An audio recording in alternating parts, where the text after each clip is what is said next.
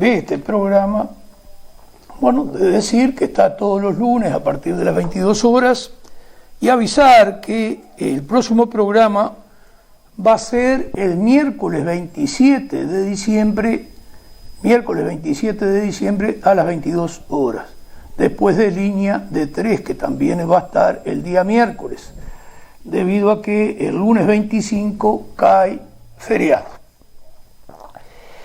Bueno, sin duda ninguna vamos a hacer un programa hoy muy variado, donde vamos a tratar muchos temas.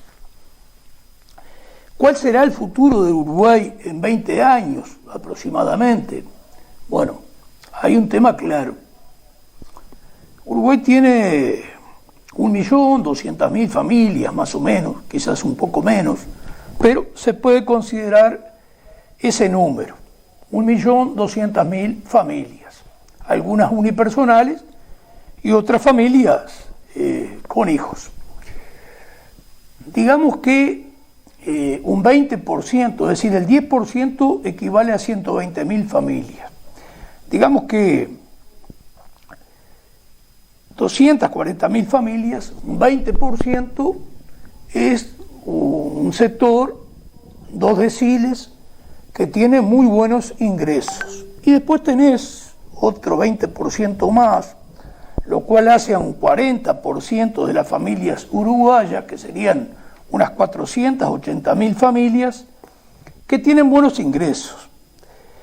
Y después tenemos un 20%, que equivale también a unas 240.000 familias, es decir, un 10% de la población, la cual está muy mal, forma parte del sector marginal. Y ahí hay otro porcentaje más, que supera las 240.000 familias que pertenecen al sector marginal o que está en la miseria. Ya no es que sean pobres, están en la miseria. Alrededor de unas 300.000 familias, sin duda ninguna.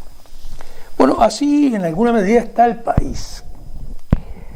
Se mantendrá esa gente de 480.000 familias, se va a mantener en alguna medida con el uso de la tarjeta, del crédito, ese sector que con alguna comodidad, especialmente las 240.000 familias que tienen mejores ingresos, para la compra de autos. Y el resto, es decir, un total de 480.000 familias, en alguna medida accede con cierta facilidad al vehículo.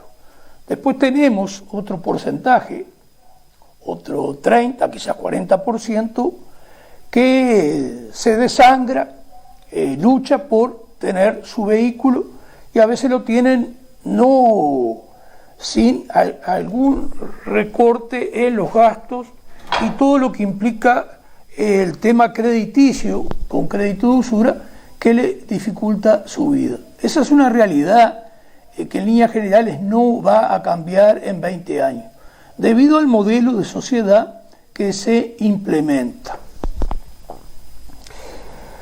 El que sí crecerá será el sector marginal. Ese sector marginal, de acuerdo a lo que está hoy planteado, y que las políticas no van a cambiar,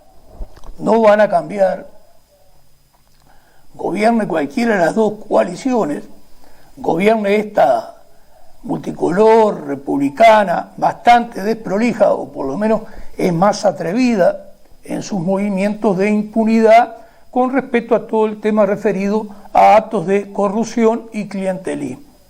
Pero en cuanto a la entrega del país, ambas coaliciones, Frente Amplio y Coalición Multicolor, aplican un mismo modelo.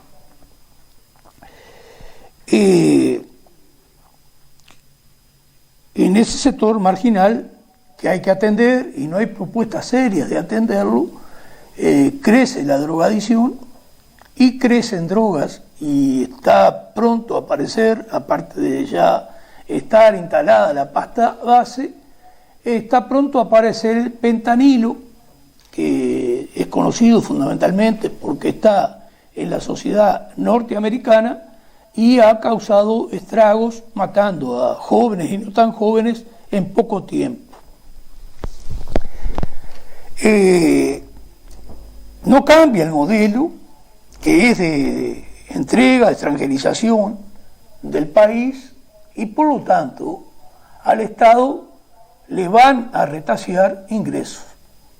Toda esta situación con zona franca, con privilegios al capital extranjero, que día a día se adueña de más porciones de nuestro patrimonio, tanto industrial como en tierras, tanto rurales como a nivel costero, y todo esto trae como consecuencia una disminución de ingresos por parte del Estado.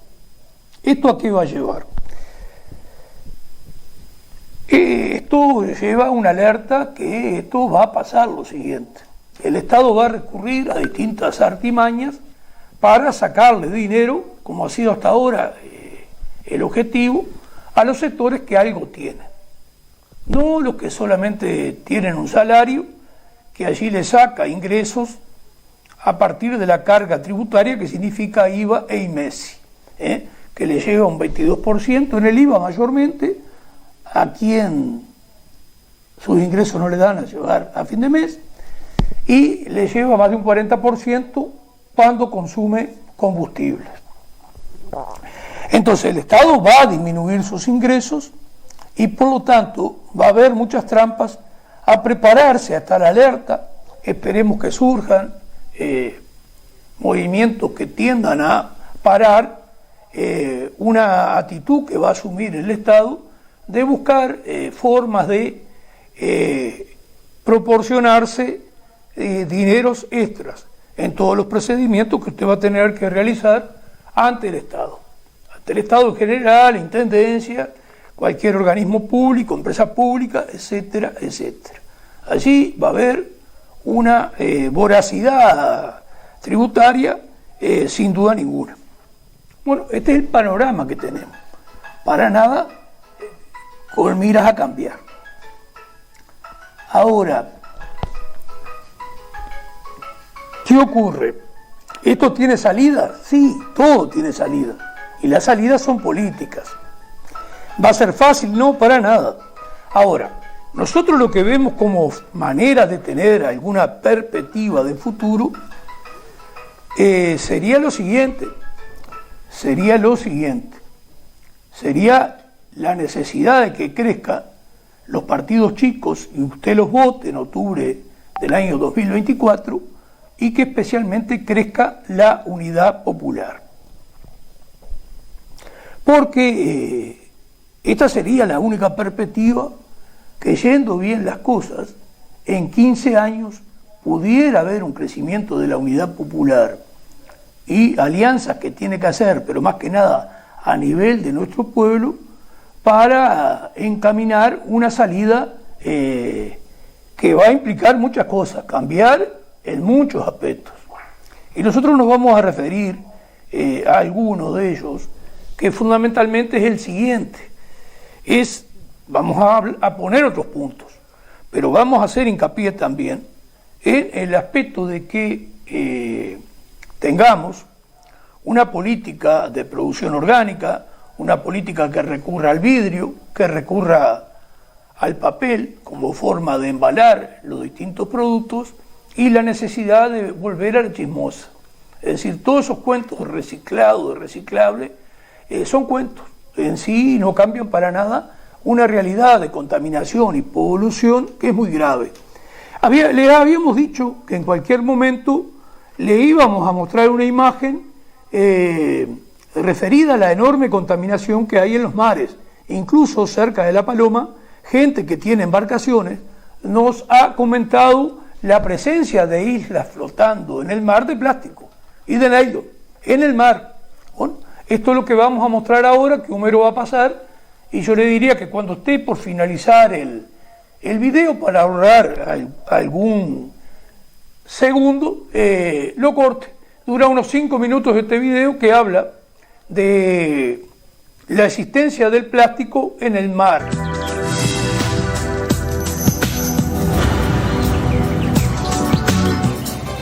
El plástico y otros desechos sólidos se han convertido en el principal enemigo de los océanos en el mundo. Bueno, y Panamá no escapa de esta realidad. La falta de conciencia podría llevar a la desaparición de peces en los océanos. Hoy en Mundo Verde, Jocelyn Mosquera nos cuenta qué impacto tiene el plástico en el mar.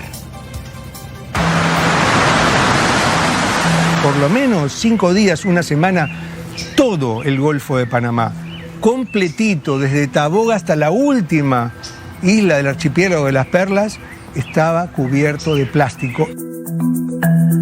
Por años, la basura que se tira en los ríos y mares ha generado impactos negativos en el medio ambiente. Estos desechos finalmente llegan al fondo del mar, convirtiéndose en una amenaza. Nos hace falta eso, es más información. Todavía no tenemos una línea base de cuáles son los principales plásticos que están afectándonos a nosotros como población y a nuestros océanos. Eso va a requerir un estudio importantísimo, muy grande, para entender realmente cuál es la principal fuente de contaminación. Me ven con este atuendo y muchos dirán, hoy vamos en busca de una especie marina, pero la realidad es otra. Para conocer más de cerca cuál es la realidad en los mares con el plástico, decidí bucear en el Mar Caribe a unos cuantos metros.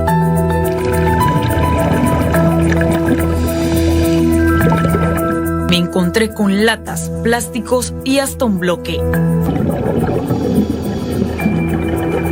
Cuando nosotros realizamos el tema de buceo encontramos botellas de plástico, latas, botellas de vidrio, incluso bolsas de plástico encima de los corales prácticamente.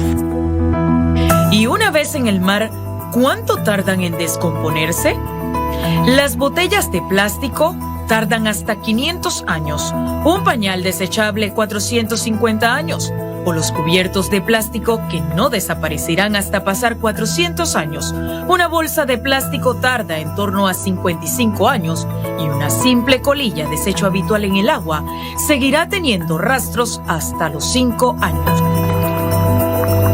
Después de estar sumergidos por más de 30 minutos en el mar, pudimos corroborar que el 80% de la basura que llega a nuestros mares es plástico.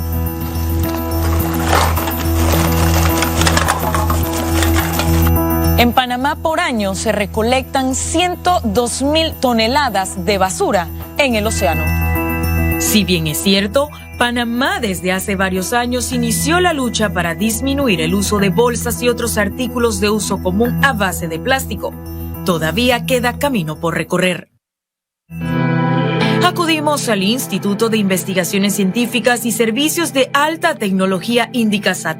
En sus laboratorios, actualmente se investigan los efectos del plástico y los microplásticos que son ingeridos por los peces en nuestros mares y los posibles efectos en la salud. Nosotros disectamos el tracto digestivo y luego, a través de un proceso químico y mecánico, logramos digerir el tejido de ese pez y filtrar esa solución para atrapar justamente los microplásticos que pudieran estar dentro de ese tejido. Y ese proyecto está en curso ahora mismo, pero con los resultados preliminares que ya hemos obtenido, ya hemos encontrado una alta presencia de microplásticos en varias de estas especies. Eso se llama cadena alimenticia o cadena trófica. La sardinita come el plastiquito porque se piensa que es comida. El más grande, el parguito, come a la sardinita que ya tiene plástico en su cuerpo, por lo tanto ingiere sardinita y plástico. Luego viene el pargo más grande que se come al chiquitito, pues no, que está consumiendo el plástico de este más el plástico de este y está ingresando a su cuerpo más plástico. Luego venimos nosotros, todos ingenuos que hemos tirado nuestro plástico al río porque qué me importa, y le estamos dando de comer a nuestros hijos cáncer y metales pesados. Desde este laboratorio también se realizan pruebas de certificación para determinar si la calidad de las bolsas que recibimos en los supermercados y otros comercios cumplen con lo que establece la Ley 1 del 19 de enero 2018. Esta bolsa vamos a analizarla ahorita en el espectrofotómetro infrarrojo que tiene un módulo de ATR. Eso quiere decir... Esto era simplemente para mostrar el peligro que trae todo lo referido a la contaminación y la polución, que es un tema que hay que abordar, porque esto trae problemas innumerables. Y los costos que se favorece en el sector industrial porque le resulta muy barato el envase de plástico y le da para mucha promoción comercial con envases chiquitos y con enormes ganancias, y porque el nylon también es súper baratísimo. Y por supuesto, ahí atrás de estas dos cosas está la mafia del petróleo, que está en todo. Es decir, hay un enorme maridaje de las grandes corporaciones transnacionales, de los megacapitales, con el capital financiero, que es un capital parásito, en crear todo este tipo de condiciones que le generen ganancias extra. Esto es lo que están haciendo hace muchas décadas, muchas décadas. Bueno, una de las cosas que está creciendo, nosotros tenemos un grupo de WhatsApp y mandamos el último programa que traía lo referido a los pescadores artesanales de la Laguna de Rocha, más que nada el puerto de los botes, y la problemática que viven. Entonces alguien me escribió lo siguiente: yo lo voto si le pone una bomba a la Dinara y al Cure. Está lleno de chetos estudiantes de 40 años, empleados estatales que dan asco y tranca los trabajos. Está creciendo un sentimiento de una enorme cantidad de gente trabajadora de este país que busca revolverse como puede, con enormes sacrificios, en horarios, en condiciones de trabajo, en la incertidumbre de tener ingresos o no tener ingresos. Y esto genera un resentimiento, entre comillas, un odio a todo lo estatal.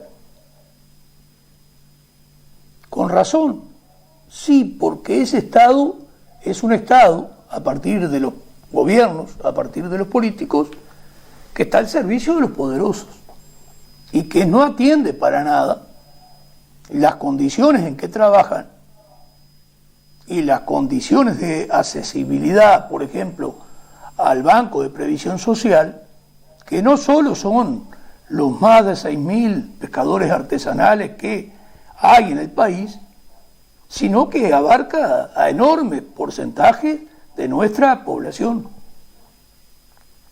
A enormes porcentajes de nuestra población, que no bajan de unas 300.000 familias. Esa es la gente que está fuera de toda formalidad. Entonces, ese tipo de personas que está haciendo con enormes sacrificios poder llevar el pan a su familia, por supuesto, que ver mal las conductas que tiene, por ejemplo, una Dinara durante décadas, que hoy vamos a tratar el tema en alguna medida, porque después entrevistamos a un pescador artesanal de la Laguna Merit. Y uno ve que la Dinara no cumple ningún papel. En los hechos lo que interesa es que la comercialización la hagan los sectores más poderosos de cada rubro, de cada renglón productivo. Eso es lo que interesa. Esa es la política de los últimos tiempos y que la gente identifica con el Estado, que en alguna medida tiene razón. Lo que la gente no ve, que esas políticas no son las únicas, que puede haber políticas distintas. Y ahí es donde entra la unidad popular. Yo lo voto. No vamos a poner la bomba. La bomba la tenemos en nuestro pensamiento, en la medida de lo que pensamos para cambiar esta realidad, que no solo se reduce a que cada trabajador se le deben de crear las condiciones ideales y debe estar formalizado ante el BPS y como corresponde, y teniendo reglas claras para tener una futura seguridad, una futura pasividad con ingresos mínimamente decorosos. Que eso vamos a hablar en la tercera parte del programa de hoy. Entonces, tiene la unidad popular planteos que tienen que sembrar una esperanza, y ahí le pedimos a usted que nos ayude. Hay un tema esencial que solo lo pone arriba de la mesa la unidad popular, que es la existencia de una deuda externa totalmente innecesaria, porque el país tiene dinero. Es cierto, repetimos esto muchas veces, pero es real. El país tiene dinero, más de 30.000 millones de dólares acá, 18.000 millones de privados, 12.000 millones que tiene el Estado. Ya lo dijimos también otra vez, como AEU, debido a la mala situación que tiene de su caja bancaria, denuncia que en 2 años ese 0,1% de la población, los dueños, los ricos del Uruguay, han girado y depositado en el exterior en 2 años 10.000 millones de dólares. Es decir, no tenemos necesidad alguna de tener una deuda externa que a su vez nos pone condicionalidades, porque ese es el tema. Entonces, acá tiene el pueblo uruguayo, acá tiene esta gente, tantos trabajadores cansados de la situación que viven, una perspectiva de cambio que solo se puede empezar a desarrollar si usted nos acompaña con el voto en octubre. No hay bomba salvadora. Lamentablemente no hay bomba salvadora que transformen una realidad de un día para el otro, como una cuestión de arte, de magia. No existe. La magia hoy está en votar a la Unidad Popular en octubre y que haya un escenario que ayude a cambiar la actual realidad. En noviembre usted vota el menos malo, que otro día con más tiempos haríamos algunas consideraciones que creemos que ese menos malo en alguna medida está en el Frente Amplio, porque allí a su interna, para nosotros equivocados donde están ubicados, hay sectores que tienen un contenido obrero y popular. Que sea obrero no es sinónimo de que esté bien, pero por ejemplo, alrededor del empleado que es un obrero del Banco de Previsión Social, surge el gremio de la Asociación de Trabajadores de la Seguridad Social, ATSS. Y ese gremio plantea un proyecto de seguridad social donde incluye la eliminación de la AFAP. Allí surge claramente una postura que vislumbra empezar la realización de otro proyecto de país.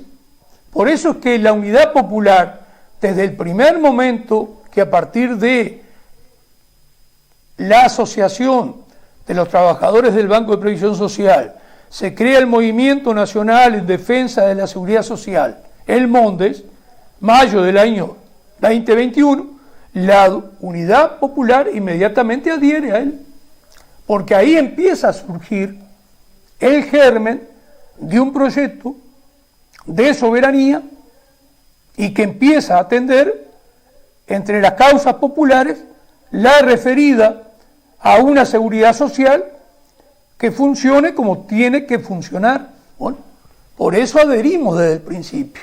Y usted pregúntese por qué la dirección del PICNT demora hasta septiembre del año 2023 para iniciar y adherir a este movimiento y empezar una recolección de firmas que es fundamental. Una recolección de firmas que es fundamental. Aquí nos empezamos a jugar, empezar a cambiar lentamente el Uruguay. No es el único tema que hay que atender. Por eso ahí poníamos el tema de deuda externa. Poníamos la legalización de la droga y la creación de empleo como puntos que también solo está planteando la Unidad Popular. La salida de la marginalidad que tiene el país es con otro proyecto de país que tiene que crear empleo. Y para crear empleo, entre otras cosas, tenemos que restablecer una industria nacional que es viable. Acá han cerrado industrias porque los importadores traen el producto de esa industria con una diferencia para poder apoderarse del mercado que en algunos casos solo es un 15% del valor que ese producto tenía producido en Uruguay por capitales que todavía eran nacionales. Entonces, son estas políticas las que tenemos que enfrentar, que identificamos con este Estado, un Estado al servicio de los capitales, cuanto más grande mejor, al servicio de las corporaciones, al servicio del capital importador, que incluso lo vimos en todo el tema de la pesca artesanal, como se trae desde Brasil determinadas producciones para que se beneficie no el pescador artesanal, sino el capital importador, desechando y destruyendo trabajo nacional. Entonces, precisamos una industria nacional, que una de ellas era el papel. Acá había papel de todo tipo, a partir de 85.000 hectáreas de eucaliptus en el departamento de Colonia. Hoy tenemos 1.500.000 hectáreas de eucaliptus, vendemos tronco, que nos van a dejar sin agua, y traemos el papel desde el exterior. Bueno, estas son las cosas que el país puede recuperar, porque atacar todo el tema de la marginalidad, la delincuencia y la drogadicción, con su legalización, para destruir el negocio, destruir el narcotráfico, implica como salida duradera la creación de empleo. Volver a tener papel nacional en todas sus facetas, como antes lo tuvimos, y que por capitales importadores traerlo por un 15% más barato y ponerlo en el mercado uruguayo, los malos políticos que la gente identifica con el Estado permitieron esto, liquidando unos 4.000 puestos de trabajo a nivel país.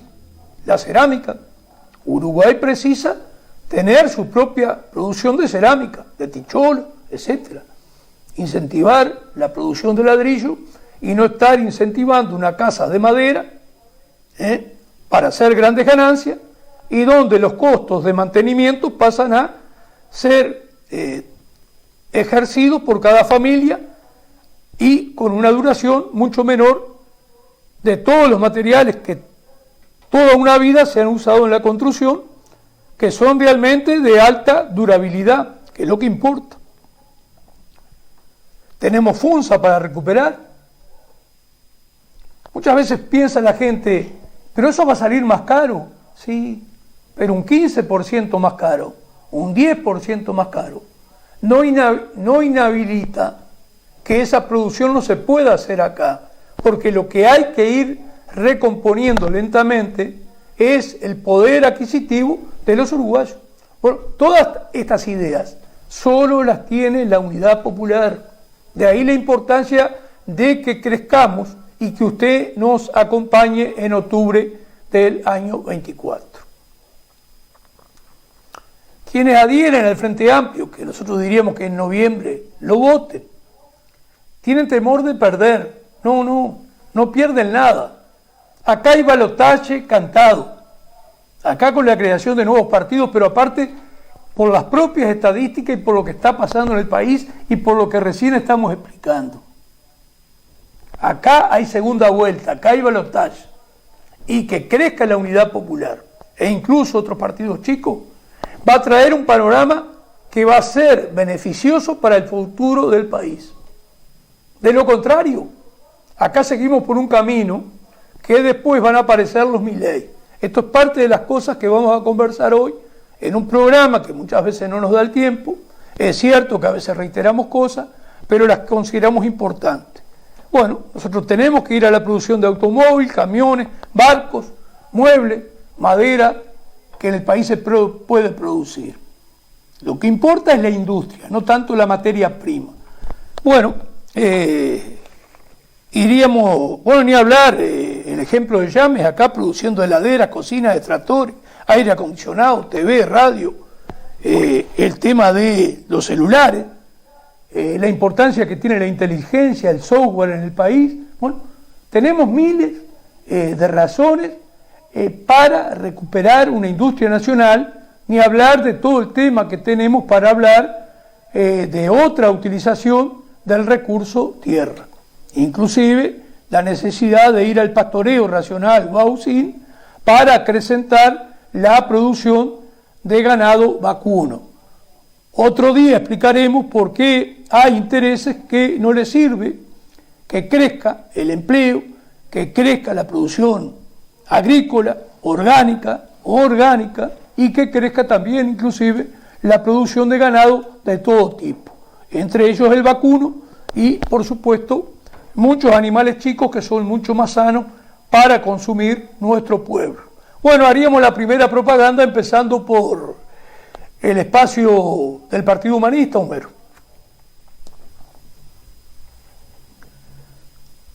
Bueno, esa es una lista de la Unidad Popular, la 1969, allí tiene su logo, y bueno, esa es una lista que nos podría acompañar en octubre del año 2024. Creciendo la Unidad Popular, vamos a tener mucho más acceso a los grandes medios como son el Canal 4, 10 y 12, y tenemos que corregir y salir a recorrer el país una vez que termine la actividad en el Parlamento, que generalmente va de martes a jueves, y hay que estar diciéndole a nuestro pueblo en todo el país cuáles son los proyectos que ha presentado la Unidad Popular y qué nos ha pasado con ellos. Porque cuando estuvimos desde el año 2015 al año 2019, la mayoría de los proyectos presentados por la Unidad Popular fueron votados solo por el diputado de la Unidad Popular. Y esto lo va a saber nuestro pueblo. Y ahí va a comprender o se verán obligados, para no quedar mal parados, a acompañar partes de las propuestas que la Unidad Popular haga. De ahí la importancia de que nos vote en octubre.